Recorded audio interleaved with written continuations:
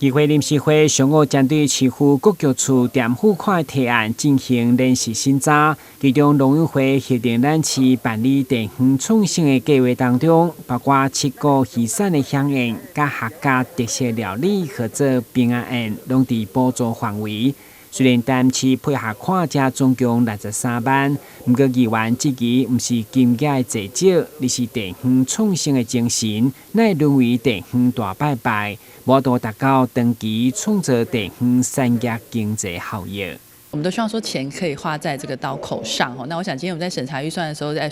审查到一笔这个居然是关于这个科目上就写说是平安宴那我想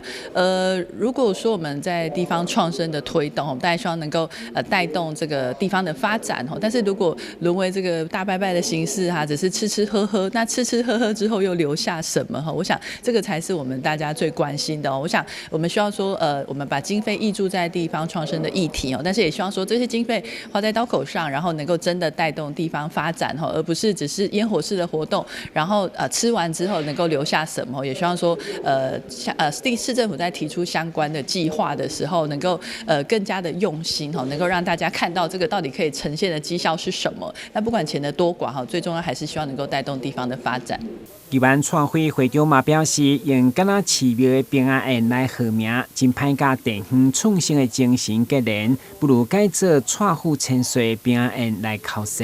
地方创生嘛，做较有意义的歌要消化医生，消化医生嘛写写个文字较优美咧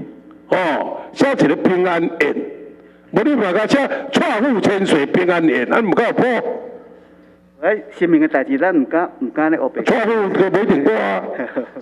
你话一定歌，你问你敢无迄咧？